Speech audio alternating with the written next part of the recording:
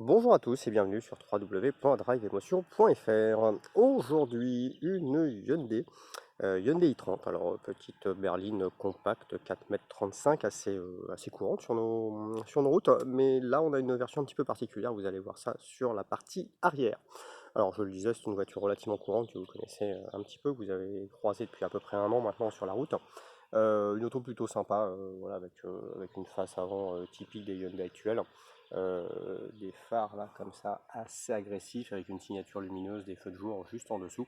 Voilà, une auto agréable, pas forcément celle qui a le plus de caractère a priori, mais dans cette catégorie-là, ça reste, on cherche surtout à n'effrayer personne. Les petites jantes de 18 pouces ici sur notre finition haut de gamme. Et puis bah voilà, je vous disais, c'est une auto un petit peu particulière puisque c'est une version fastback. Donc c'est pas la version 5 portes habituelle. Alors celle-ci a toujours 5 portes, mais on a cette partie arrière pardon, qui est très différente. Puisqu'au lieu de retomber de manière un peu verticale, on a ici une version un peu rallongée, euh, avec un profil un petit peu plus 4 portes, mais ça reste 5 portes, hein, c'est un haillon à l'arrière, bien pratique par ailleurs.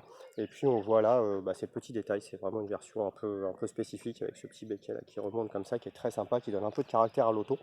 Donc pas une auto immense, hein, mais du coup une proposition un petit peu originale dans la catégorie.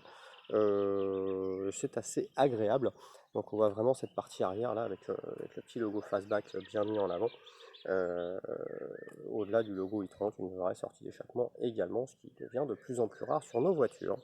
Voilà pour le tour du propriétaire extérieur de cette originale Hyundai i30 Fastback. À suivre l'essai sur www.driveemotion.fr.